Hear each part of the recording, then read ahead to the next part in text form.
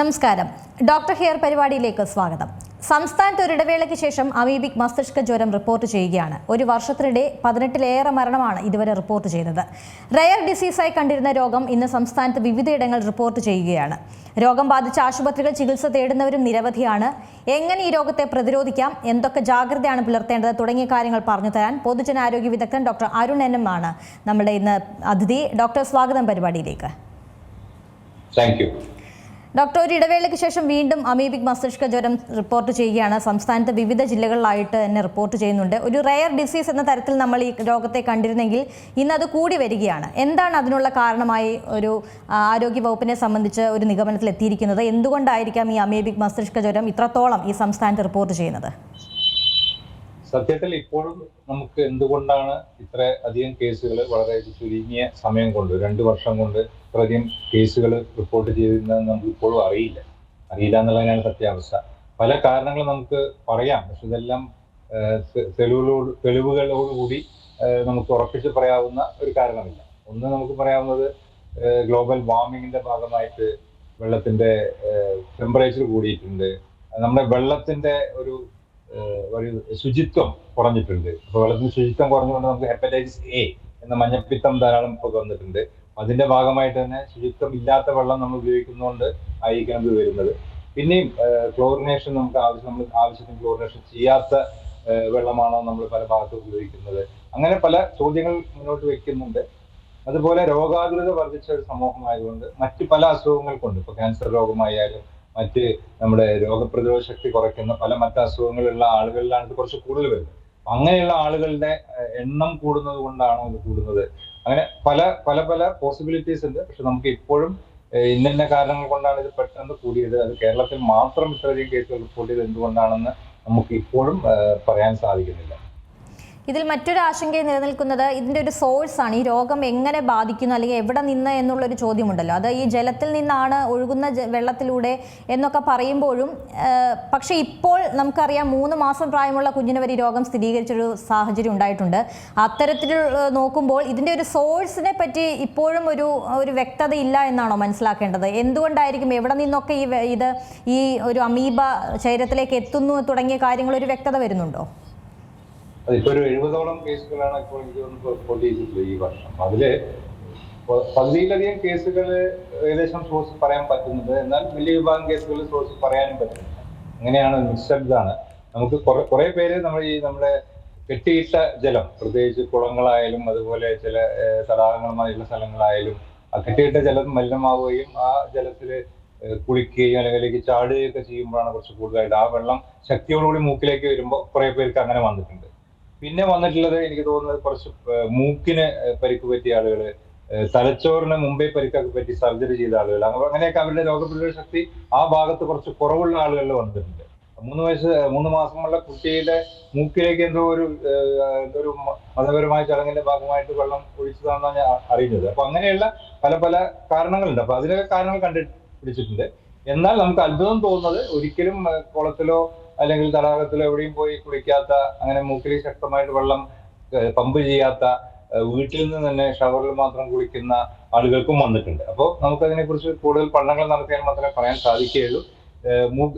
വീട്ടില് നമ്മുടെ ടാങ്കിൽ നിന്ന് വരുന്ന വെള്ളമാണ് നമ്മൾ യൂഷ്വലി കുളിക്കാൻ ഉപയോഗിക്കുന്നത്. ആ കുളിക്കാൻ ഉപയോഗിക്കുന്ന വെള്ളം കുറച്ച് ശക്തിയായിട്ട് അതിന്റെ നമ്മുടെ ഫോസറ്റിൽ കുറച്ച് ശക്തിയായിട്ട് മൂക്കിലേക്ക് വെള്ളം വന്നു കഴിഞ്ഞാൽ ചിലപ്പോൾ വരാം. നമ്മൾ ഹാൻഡ് ഷവറൊക്കെ ഉപയോഗിക്കുമ്പോൾ ചിലപ്പോൾ കുറച്ച് ശക്തിയായിട്ട് മൂക്കിലേക്ക് വന്നിട്ടുണ്ടായിരിക്കാം. പക്ഷെ ഓരോ കേസ് നമ്മൾ പഠിക്കേണ്ടി വരും. 70 കേസ് ഇപ്പോൾ ഉള്ളതിൽ ഓരോ കേസിന്റെയും പിന്നാലെ പോയി വിശദമായി പഠിച്ചിട്ട് കാരണം കണ്ടുപിടിക്കേണ്ടി വരും. അപ്പൊ എനിക്ക് തോന്നുന്നത് ഒരു 90% കേസുകളിൽ നമുക്ക് കാരണം കണ്ടുപിടിക്കാൻ സാധിക്കും എന്നുള്ളതാണ്. പക്ഷെ അതിന് കൂടുതൽ പഠനങ്ങൾ നടത്തേണ്ടതുണ്ട്. ഈ പറഞ്ഞതുപോലെ ഈ പഠനം തുടരുകയാണ് എന്ന് മനസ്സിലാവുന്നു. നിലവിലത്തെ ഒരു സ്ഥിതിയിൽ എന്തൊക്കെ വിവരങ്ങളാണ് ഈ ഒരു രോഗവുമായി ബന്ധപ്പെട്ട ആരോഗ്യ മേഖലയിൽ ലഭിക്കുന്നത്? ഇപ്പോഴും പഠനം തുടർന്നുകൊണ്ടിരിക്കുന്നു എന്നുള്ള കാര്യം വ്യക്തമാണ്. എന്തൊക്കെ തരത്തിലുള്ള ഒരു നിഗമനത്തിലേക്കാണ് നിലവിൽ ഇപ്പോൾ ആരോഗ്യവകുപ്പ് എത്തിയിരിക്കുന്നത്? ആദ്യം തന്നെ പറയാവുന്ന, ഇത് ഒരു മനുഷ്യരിൽ നിന്ന് മറ്റൊരു മനുഷ്യനിലേക്ക് പകരില്ല. അപ്പൊ ആ രീതിയിൽ ഒരു പകർച്ചവ്യാധിയല്ല. അങ്ങനെ ഒരു പേടിയുടെ ആവശ്യം തീരെയില്ല. 2, വെറുതെ നമ്മുടെ വായിൽ വെള്ളമായാലോ അല്ലെങ്കിൽ ശ്വസിച്ചാലോ, അമീബ അമീബ നമ്മുടെ വായുവിലുണ്ട്, അത് പണ്ടും ഉണ്ടെന്ന് നമുക്ക് അറിയാവുന്നതാണ്. പക്ഷെ വെറുതെ നമ്മളൊന്ന് ശ്വസിച്ചാലൊന്നും നമുക്ക് അസുഖം ഉണ്ടാക്കുന്നില്ല. കൃത്യമായിട്ട് ഇപ്പോഴും പറയാവുന്നത് നമ്മുടെ മൂക്കിന്റെ മുകൾ ഭാഗവും തലച്ചോറും ബ്രെയിനും തമ്മിലുള്ള ഡിസ്റ്റൻസ് വളരെ കുറവാണ്. ആ ഭാഗത്ത് ചെറിയ പരിക്കുകളൊക്കെ ഉള്ള ആളുകൾ, പല കാരണങ്ങൾ കൊണ്ട് പരിക്കുള്ള ആളുകൾ, അല്ലെങ്കിൽ കുട്ടികൾ 20 വയസ്സിന്റെ അല്ലെങ്കിൽ 18 വയസ്സിന്റെ താഴെയുള്ള കുട്ടികളിൽ ആ ഭാഗത്ത് ഒരു ക്രിബ്രിഫോം പ്ലേറ്റ് എന്ന് പറയുന്ന ഒരു മറയുണ്ട്, രണ്ട് ബ്രെയിനും മൂക്കിന്റെ ഏറ്റവും മുകൾ ഭാഗവും തമ്മിലുള്ള, അത് കൃത്യമായി ഡെവലപ്പ് ചെയ്തിട്ടുണ്ടാവില്ല കുട്ടികളിൽ. അപ്പൊ അങ്ങനെയുള്ള ആളുകളിലൊക്കെ തന്നെ ആ മൂക്കിന്റെ ആ ഭാഗത്തേക്ക് ഈ മലിനമായ അല്ലെങ്കിൽ ഈ അമീബ ഉള്ള ജലം ശക്തിയായിട്ട് അടിക്കുമ്പോഴാണ് ഭൂരിഭാഗം ആളുകളിലും ഇത് വന്നിട്ടുള്ളത്. അപ്പൊ അത് അവോയ്ഡ് ചെയ്യുക എന്നുള്ളത് തന്നെയാണ് ഫസ്റ്റ് കാര്യം. പിന്നെ കെട്ടി നിൽക്കുന്ന കുളങ്ങളിലും തടാകങ്ങളിലും അല്ലെങ്കിൽ വൃത്തിയില്ലാത്ത സ്വിമ്മിംഗ് പൂളിലും അതുപോലെ ഈ വാട്ടർ തീം പാർക്കിലെ വെള്ളം വൃത്തിയില്ലാത്ത സ്ഥലങ്ങളിലൊക്കെ നമ്മൾ വെള്ളം ഉപയോഗിക്കുമ്പോൾ അത് മൂക്കിലേക്ക് അടിച്ച് കയറാതെ നമ്മൾ നോക്കണം എന്നുള്ളതാണ്. പിന്നെ നമുക്കൊരു ഒരു സൊസൈറ്റിക്ക് ചെയ്യാവുന്നത്, നമ്മൾ ഇതുപോലെയുള്ള എല്ലാ തടാകങ്ങളായാലും സ്വിമ്മിംഗ് പൂളുകളായാലും കുളങ്ങളായാലും വൃത്തിയാക്കുമ്പോൾ എന്തുകൊണ്ടെന്ന് വെച്ചാൽ വൃത്തിയാകാത്ത കുളങ്ങളിൽ ബാക്ടീരിയ അധികം ഉണ്ടാവും. ബാക്ടീരിയയാണ് ഈ അമീബയുടെ ഭക്ഷണം. അതുകൊണ്ട് വൃത്തിയായിട്ട് വളരെ 2-3 മാസം കൂടുന്നവർ കൃത്യമായിട്ട് വൃത്തിയാക്കുകയും അതുപോലെ ക്ലോറിനേറ്റ് ചെയ്യുക, കിണറുകൾ ക്ലോറിനേറ്റ് ചെയ്യുകയും അതുപോലെ സ്വിമ്മിംഗ് പൂള് ക്ലോറിനേറ്റ് ചെയ്യുകയും ചെയ്തു കഴിഞ്ഞാൽ നമുക്ക് ഇതിന് കുറെ ഇതിൽ ഒഴിവാക്കാൻ പറ്റും എന്നാണ് ഇപ്പോൾ നമുക്ക് മനസ്സിലാക്കുന്നത്. അതുപോലെ തന്നെ നമുക്ക് പറയാവുന്നത് ഈ റിക്രിയേഷണൽ വാട്ടേഴ്സ് എന്ന് പറയും. റിക്രിയേഷണൽ വാട്ടേഴ്സ് എന്ന് പറഞ്ഞാൽ നമ്മൾ ഈ കളിക്കാനും അല്ലെങ്കിൽ നീന്താനും ഉപയോഗിക്കുന്ന വെള്ളം, അത് ഏതാണ് നമ്മൾ തരംതിരിക്കണം. ഒരു പഞ്ചായത്തിൽ അല്ലെങ്കിൽ ഒരു മുനിസിപ്പാലിറ്റിയിൽ ഏതൊക്കെ വെള്ളത്തിൽ ആളുകൾക്ക് ഇറങ്ങാം, അങ്ങനെ ഇറങ്ങാവുന്ന വെള്ളങ്ങളാണെങ്കിൽ ആ വെള്ളം വളരെ വൃത്തിയാണ് നമുക്ക് ഉറപ്പുവരുത്തണം. ബാക്ടീരിയൽ കണ്ടാമിനേഷൻ കാര്യമായിട്ട് ഇല്ല എന്ന് ഉറപ്പുവരുത്തണം. സാധിക്കുമെങ്കിൽ അത് ചെറുതായിട്ട് ക്ലോറിനേറ്റ് ചെയ്യാൻ പറ്റുമെങ്കിൽ ആ ഭാഗം റിക്രിയേഷണൽ വാട്ടേഴ്സ് ക്ലോറിനേറ്റ് ചെയ്യണം. കുറച്ച് വെള്ളം ഉള്ള ഭാഗം നമുക്ക് തീരെ അവിടെ ഇറങ്ങാൻ പാടില്ല എന്നൊരു നിയമം എടുത്തു കഴിഞ്ഞാൽ ആ വെള്ളത്തിൽ ഇറങ്ങില്ല. പൊതുവെ ആളുകൾ ഇപ്പോൾ കുറച്ച് നല്ല വേനൽക്കാലത്ത് പ്രത്യേകിച്ച് കുറച്ച് വെള്ളം കണ്ടു കഴിഞ്ഞാൽ ചാടുന്ന സ്വഭാവം പലർക്കും ഉണ്ട്. അപ്പോൾ അങ്ങനെയുള്ള സ്വഭാവങ്ങളൊക്കെ ഒഴിവാക്കിയാൽ തന്നെ നമുക്ക് വരാതിരിക്കാൻ സാധിക്കുമെന്നാണ് ഇപ്പോൾ ഉള്ള നമ്മുടെ നിഗമനം. പക്ഷെ കൂടുതൽ പഠനങ്ങൾ നടത്തിയാൽ മാത്രമേ ഈ കഴിഞ്ഞ കുറെ വർഷങ്ങൾക്കുള്ളതിൽ നിന്നും വല്ല വ്യത്യാസമുണ്ടോ ഈ അമീബയ്ക്ക് എന്നുള്ളത് നമുക്ക് പറയാൻ സാധിക്കുകയുള്ളൂ. അതിന്റെ ജനിതകമായ പഠനങ്ങൾ നടത്തണം. അതിൽ വല്ല കാര്യമായ മ്യൂട്ടേഷൻ വന്നിട്ടുണ്ടോ എന്ന് നോക്കണം. അങ്ങനെ മ്യൂട്ടേഷൻ വന്നത് കൊണ്ടാണോ അത് കൂടുതൽ ഇങ്ങനെ ഇൻഫെക്റ്റീവ് ആവുന്നത് എന്നുള്ള കാര്യങ്ങൾ നമുക്ക് മനസ്സിലാക്കേണ്ടതാണ്. ഇപ്പോൾ ഡോക്ടർ പറഞ്ഞതിൽ നിന്ന് ഞാൻ ചോദിക്കുകയാണ്, ഈ മനുഷ്യരിൽ നിന്നും മനുഷ്യരിലേക്ക് ഇത് പകരില്ല എന്നുള്ള ഒരു ആശ്വാസം നൽകുന്ന വാർത്ത തന്നെയാണ്. പക്ഷേ ഇത്രയധികം ആളുകൾക്ക് എങ്ങനെ രോഗം പകരുന്നു എന്ന് ചോദിക്കുമ്പോൾ ഈ മലിനീകരണം, ഈ ജലാശയത്തിലുള്ള ഈ മലിനം ഇതിലൊരു വലിയൊരു ഘടകമായിട്ട് നമുക്ക് പറയാൻ കഴിയുമോ? ശരിക്കും ആയിരിക്കണം. എനിക്ക് തോന്നുന്നു നമ്മുടെ വെള്ളത്തിന്റെ ക്വാളിറ്റി കുറേയധികം മോശമായിട്ടുണ്ട്. അതിന്റെ ഒരു സൂചനയായിരുന്നു കഴിഞ്ഞ 2-3 വർഷമായിട്ട് മഞ്ഞപ്പിത്തം, ഹെപ്പറ്റൈറ്റിസ് എ, ജലജന്യ രോഗമായ ഹെപ്പറ്റൈറ്റിസ് എ വ്യാപകമായിട്ട് പടർന്നു പിടിച്ച് നമ്മൾ കണ്ടു. അതും ഈ ജലം മലിനമായതുകൊണ്ട് തന്നെയാണ്. അത് വൈറസ് ആണ്. ഇത് ബാക്ടീരിയ തിന്നുന്ന ഒരു ജീവിയാണ്, ഏകകോശ ജീവിയാണ് അമീബ. ബാക്ടീരിയ ധാരാളമുള്ള വെള്ളങ്ങളിലെ അമീബയ്ക്ക് ജീവിക്കാൻ സാധിക്കും. അപ്പൊ നമ്മുടെ വെള്ളങ്ങളിലൊക്കെ തന്നെ ബാക്ടീരിയൽ കൗണ്ട്, ഈ കോളിഫോം കൗണ്ട് എന്ന് പറയും, അത് വളരെയധികം കൂടുതലാണ് എന്ന് പല പഠനങ്ങളും കാണിച്ചിട്ടുമുണ്ട്.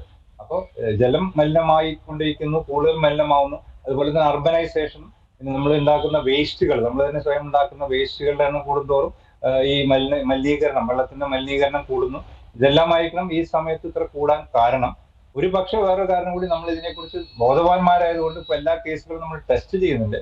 ഇതിനു മുമ്പ് ഇങ്ങനെയുള്ള ചില കേസുകളൊക്കെ തന്നെ ടെസ്റ്റ് ചെയ്യാതെ കണ്ടുപിടിക്കാതെ മരണത്തിലേക്ക് പോയിട്ടും ഉണ്ടായിരിക്കണം. അത് നമുക്ക് റിട്രോസ്പെക്റ്റീവായിട്ട് ഈ പഴയ കേസുകളൊക്കെ നോക്കിയാൽ ചിലപ്പോൾ നമ്മൾ മിസ് ചെയ്ത കേസുകളെ കുറിച്ച് നമുക്ക് പറയാൻ സാധിക്കും. അപ്പോൾ ഇത്ര പെട്ടെന്ന് കൂടാൻ കാരണം ഇതിന് അവയർനെസ് കൂടിയിട്ടുണ്ട്. 4-5 കേസുകൾ ആദ്യം കണ്ടുപിടിക്കുമ്പോൾ നമ്മൾ എല്ലാ ഡോക്ടർമാരും അതിനെക്കുറിച്ച് ആലോചിക്കുകയും അതിനെ ടെസ്റ്റ് ചെയ്യുമ്പോൾ കണ്ടുപിടിക്കുകയും ചെയ്യുന്നുണ്ട്. അതുകൊണ്ടും ഇത് കുറച്ച് ഇത്ര നമ്പർ കൂടാനുള്ള ഒരു കാരണം അതായിരിക്കും.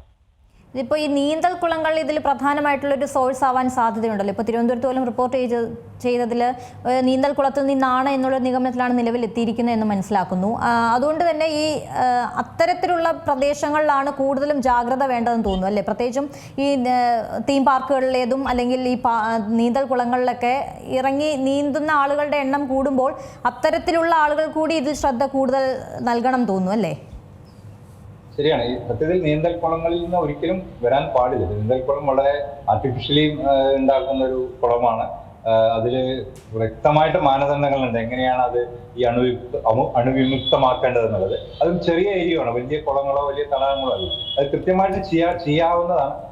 നിർഭാഗ്യവശാൽ പല സ്ഥലങ്ങളിലും പല നീന്തൽ കുളങ്ങളും വൃത്തിഹീനമായിട്ടിരിക്കുന്നു. കറക്റ്റ് ആയിട്ടുള്ള സമയത്തിന് വെള്ളം മാറ്റുന്നില്ല, കൃത്യമായിട്ട് ക്ലോറിനേറ്റ് ചെയ്യുന്നില്ല. ഈ കാരണങ്ങൾ കൊണ്ടാണ് നീന്തൽക്കുളങ്ങളിൽ നിന്ന് വരുന്നത്. സത്യം പറഞ്ഞാൽ ഏറ്റവും എളുപ്പത്തിൽ നമുക്ക് നല്ല നീന്തൽക്കുളം വളരെ നല്ല രീതിയിൽ കീപ്പ് ചെയ്യാനും അത് ഇടയ്ക്കിടയ്ക്ക് പരിശോധിച്ചിട്ട് അത് അണുവിമുക്തമാണെന്ന് ഉറപ്പുവരുത്താനൊക്കെ നമുക്ക് സാധിക്കേണ്ടതാണ്. അപ്പൊ അതിനുള്ള പരിശ്രമങ്ങൾ എല്ലാവരും ഒരുമിച്ച് നമ്മൾ ചെയ്യേണ്ടതാണ്. ഈ കെട്ടിക്കിടക്കുന്ന വെള്ളത്തിൽ നിന്നാണ് രോഗം എന്നുള്ളതായിരുന്നു നമ്മൾ ആദ്യ സമയങ്ങളിലൊക്കെ നമ്മൾ കണ്ടെത്തിയിരുന്നത്, അല്ലെങ്കിൽ അങ്ങനെ ഒരു നിഗമനത്തിലാണ് എത്തിയിരുന്നത്. പക്ഷേ ഈ പറഞ്ഞ പോലെ ഇപ്പോഴത്തെ ഒരു ആളുകൾക്ക് ഇത് കൂടുതൽ രോഗം പകരുമ്പോൾ ഇതിൻ്റെ സോഴ്സ് മാറുകയാണ്. അപ്പോൾ എല്ലാ ജലാശയത്തിൽ നിന്നും ഈ രോഗം പകരുമോ എന്നുള്ളതാണ് സാധാരണക്കാർക്കുള്ള ഒരു സംശയം. അത്രത്തോളം ആശങ്കയും അവർക്കുള്ളത് അതാണ്. ഈ ആശങ്ക മാറ്റുന്നതിനായിട്ട് താങ്കൾക്ക് എന്താണ് പറയാനുള്ളത്? ഈ ഏത് വെള്ളത്തിൽ നിന്നും, ഈവൻ ഇപ്പോൾ പൈപ്പിലെ വെള്ളത്തിൽ പോലും ഈ അമീബ ഉണ്ടാകുവാനുള്ളൊരു സാധ്യത അത് എത്രത്തോളമുണ്ട്? ഒന്ന്, ഇനി പ്രകൃതിയിൽ ഒഴുകിക്കൊണ്ടിരിക്കുന്ന വെള്ളം, ഇപ്പൊ നമ്മളൊരു വെള്ളച്ചാട്ടം അല്ലെങ്കിൽ ഒരു പുഴ, നല്ല ഒഴുക്കുള്ള ഒരു പുഴ അല്ലെങ്കിൽ ഒരു വെള്ളച്ചാട്ടത്തിന്റെ താഴേക്ക് നിൽക്കുമ്പോൾ അങ്ങനെയുള്ള വെള്ളത്തിൽ വരാനുള്ള സാധ്യത തീരെയില്ല. അത് കെട്ടി നിൽക്കുന്ന വെള്ളമല്ല. അതുപോലെ തന്നെ കടലിൽ നിന്ന്, ബീച്ചിൽ നിന്നൊക്കെ ഉള്ള ഭാഗത്ത് നിന്ന് ഉപ്പ് കലർന്ന വെള്ളത്തിലും നിന്നും ഇത് വരാനുള്ള സാധ്യതയില്ല, റിപ്പോർട്ട് ചെയ്തിട്ടില്ല, ഉണ്ടാവാൻ തീരെ സാധ്യതയില്ല. എന്നാൽ നമ്മൾ ഈ വീട്ടിൽ കുളിക്കുമ്പോഴും നമ്മൾ ആ ടാങ്കിൽ കെട്ടി നിർത്തുന്ന വെള്ളം ഉപയോഗിച്ചിട്ടാണ് നമ്മൾ കുളിക്കുന്നത്. അപ്പൊ പ്രത്യേകിച്ച് ടാങ്കിന് വൃത്തിയില്ലെങ്കിൽ, ടാങ്കിൽ കോളിഫോം കൗണ്ട് കൂടുതലാണെങ്കിൽ നമ്മൾ കിണറ്റിലെ വെള്ളം, വൃത്തിയില്ലാത്തൊരു കിണറ്റിൽ നിന്ന് ഉള്ള വെള്ളമാണ് ആ ടാങ്കിലേക്ക് അടിക്കുന്നതെങ്കിൽ നമുക്ക് ആ ടാങ്കിലെ വെള്ളത്തിൽ നിന്ന് കുളിച്ചത് കൊണ്ട്, ആ ഷവറിൽ കുളിച്ചത് കൊണ്ട് നമുക്ക് ഇത് വരാനുള്ള സാധ്യതയുണ്ട്. അപ്പോഴും വെറുതെ കുളിച്ചുകൊണ്ട് വരില്ല. ശക്തിയായിട്ട് ഒരു നല്ല ഫോഴ്സിൽ ഈ വെള്ളം മൂക്കിന്റെ ഭാഗത്തേക്ക് അടിച്ചാൽ മാത്രമേ ഇത് വരാൻ സാധ്യതയുള്ളൂ എന്നാണ് ഇപ്പോഴും നമ്മുടെ നിഗമനം. അതല്ലാതെ ഒരു പ്രത്യേക തെളിവുകൾ നമുക്ക് കിട്ടിയിട്ടില്ല. അതുകൊണ്ട് അത് തന്നെ ആവാനാണ് സാധ്യത. അപ്പോൾ ഒന്ന്, നമ്മുടെ കിണർ വൃത്തിയാക്കുക, കിണർ ക്ലോറിനേറ്റ് ചെയ്യുക. ടാങ്കിൽ കുറെ ദിവസം കെട്ടി നിൽക്കുന്ന വെള്ളം ഉണ്ടെങ്കിൽ അത് കളഞ്ഞിട്ട് പുതിയ വെള്ളം ഉപയോഗിച്ചിട്ട് കുളിക്കുക. കുളിക്കുമ്പോൾ തന്നെ നമ്മുടെ മൂക്കിലേക്ക് ശക്തിയായിട്ട് വെള്ളം കയറുന്നില്ല എന്ന് ഉറപ്പുവരുത്തുക. പ്രത്യേകിച്ച് ഹാൻഡ് ഹെൽഡ് ഷവറൊക്കെ വെച്ച് നമ്മുടെ മുഖമൊക്കെ വല്ലാതായിട്ട് ശക്തിയിൽ കഴുകുമ്പോൾ നമ്മൾ പ്രത്യേകം ശ്രദ്ധിക്കേണ്ടതാണ്.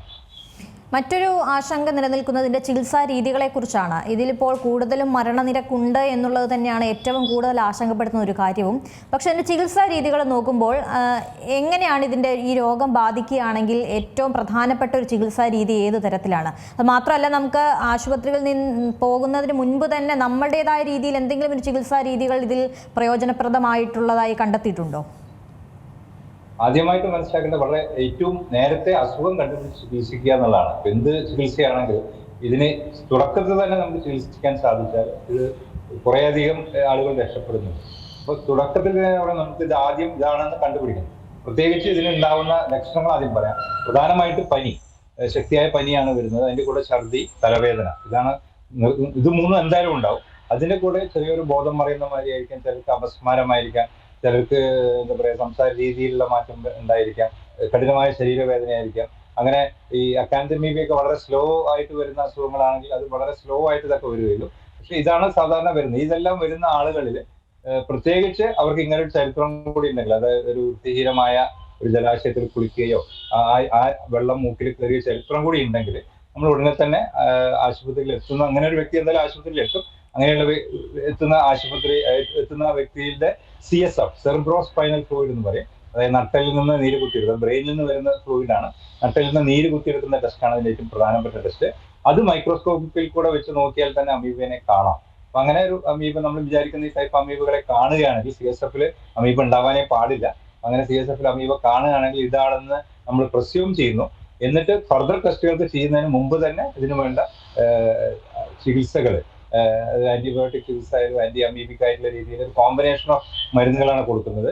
4-5 മരുന്നുകൾ ഒരുമിച്ച് തുടക്കത്തിൽ നിന്ന് കൊടുത്താൽ നമുക്ക് ഈ കണ്ടിരിക്കുന്നത് കഴിഞ്ഞ 1-2 വർഷത്തിൽ നോക്കുമ്പോൾ പല ആളുകളും രക്ഷപ്പെട്ടിട്ടുണ്ട്. പക്ഷെ നമ്മുടെ പഴയ ചരിത്രം പ്രകാരം 90% മുകളിലാണ് മോർട്ടാലിറ്റി, മരണം. പക്ഷെ ഈ 1-2 വർഷത്തിൽ നമുക്ക് അത്ര തന്നെ മരണം ഉണ്ടായിട്ടില്ല. 22-25% മരണമാണ് ഉണ്ടായിട്ടില്ല. എങ്കിലും അത് വളരെ ഉയർന്ന മരണനിരക്ക് തന്നെയാണ്. അതുകൊണ്ട് തുടക്കത്തിൽ തന്നെ കണ്ടുപിടിക്കുക എന്നുള്ളതാണ് പ്രധാനപ്പെട്ടത്. അതുകൊണ്ട് ഇതുപോലെയുള്ള അസുഖങ്ങൾ ഉണ്ടെങ്കിൽ വെറും പനി മാത്രമല്ല, ശക്തിയായ തലവേദന, ഛർദി, അതുപോലെ ചിലർക്ക് അപസ്മാരം, ഇതുപോലെ സംഭവങ്ങൾ, അതുപോലെ കഴുത്ത് വല്ലാതെ ഒരു സ്റ്റിഫായിരിക്കുന്നു, ഇങ്ങനെയുള്ള സംഭവങ്ങൾ ഉണ്ടാകുമ്പോൾ, അതുപോലെ ഒരു സ്വഭാവ വ്യത്യാസം, അല്ലെങ്കിൽ ആളൊരു ഒരു കോമ സ്റ്റേജിലേക്ക് പോകുന്ന രീതിയിലോ, അങ്ങനെ സംസാരത്തിലൊക്കെ ഒരു മാറ്റം, അങ്ങനെയൊക്കെ ഉണ്ടായാൽ, ബ്രെയിനിനെ ബാധിച്ച ഒരു ഇൻഫെക്ഷന്റെ സൂചന ഉണ്ടെങ്കിൽ ഉടനെ തന്നെ ആസ്പത്രിയിൽ എത്തിക്കുകയും ആസ്പത്രിയിൽ ആ സെറിബ്രോ സ്പൈനൽ ഫ്ലൂയിഡിൽ അമീബ ഉണ്ടോ നോക്കുകയുമാണ് ആദ്യം തന്നെ ചെയ്യേണ്ടത്.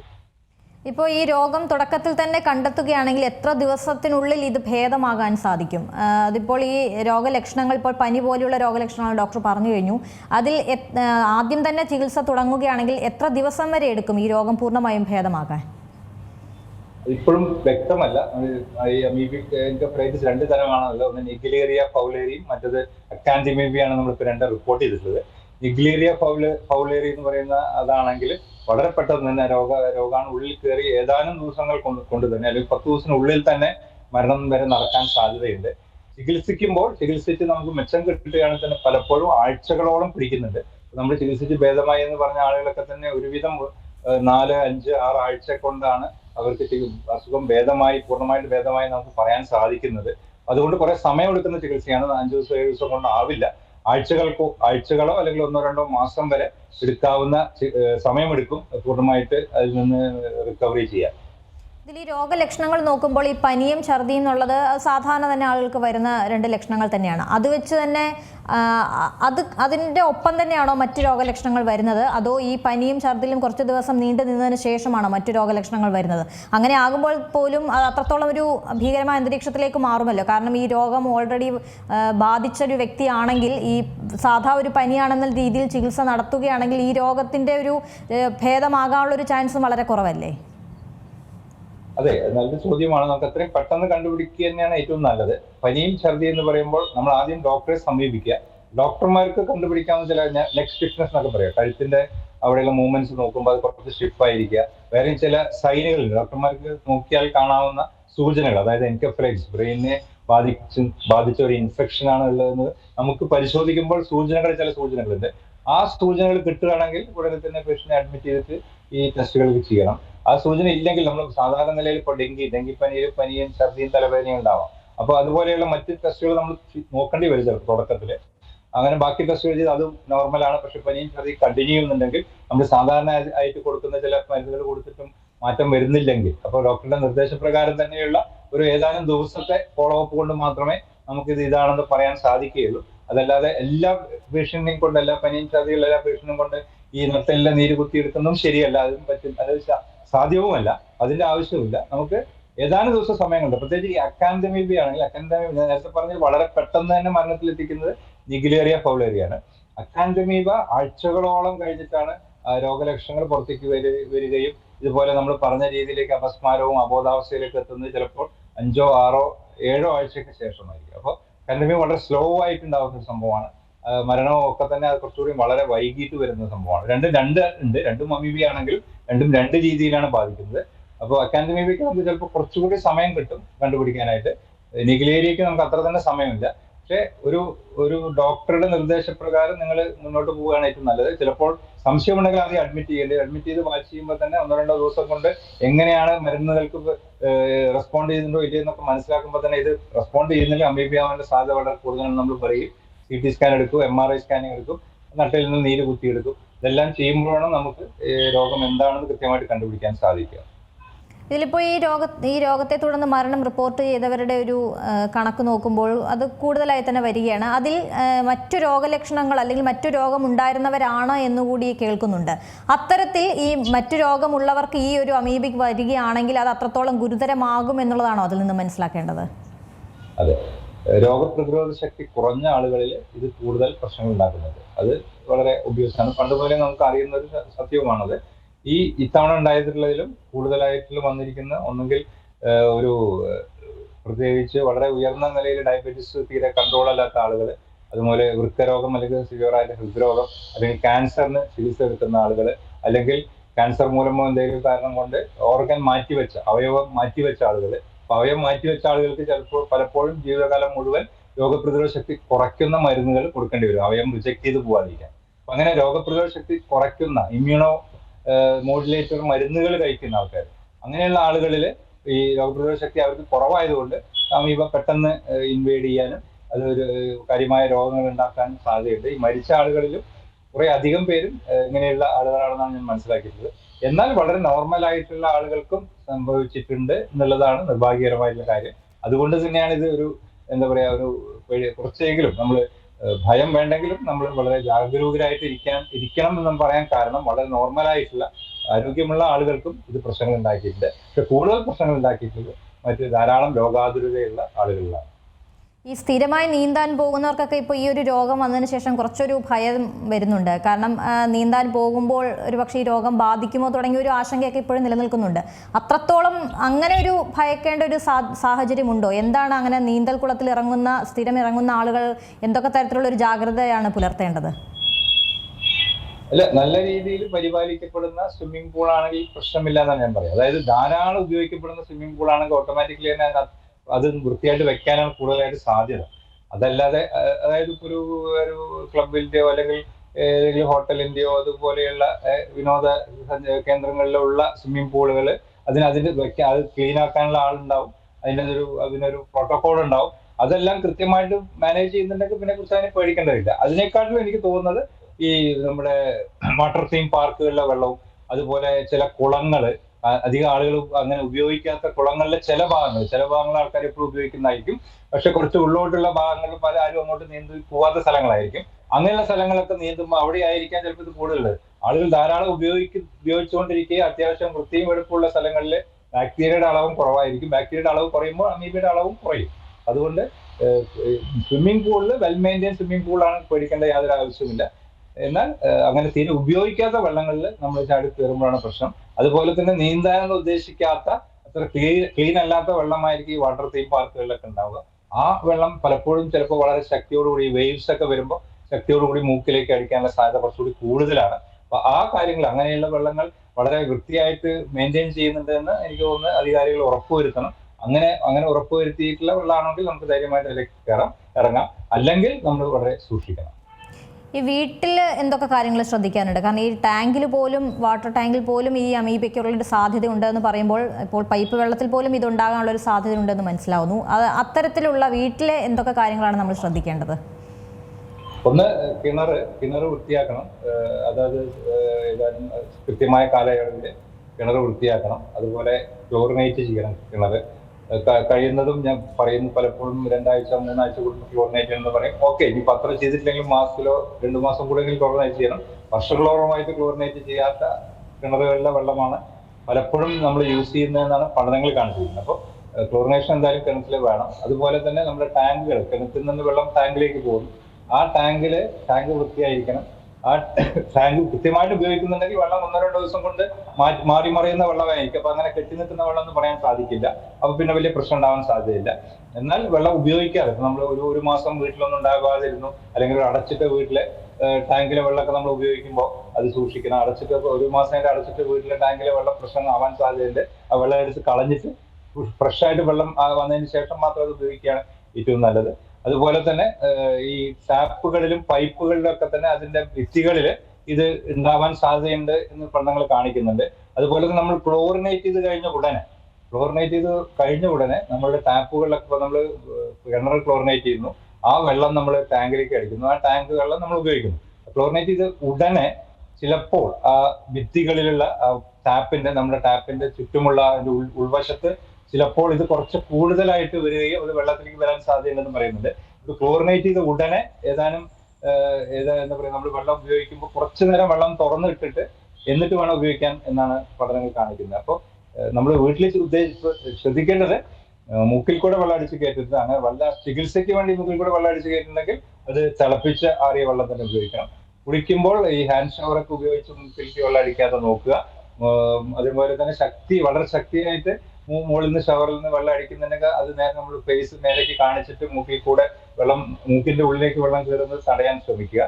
കൃത്യമായിട്ട് ക്ലോറിനേറ്റ് ചെയ്യുക. ടാങ്കും കിണറും ഇടയ്ക്കിടയ്ക്ക് ക്ലീൻ ചെയ്യുക, നല്ലോണം ക്ലീൻ ചെയ്യുക. ഇതാണ് നമുക്ക് വീട്ടിൽ ചെയ്യാവുന്നത്.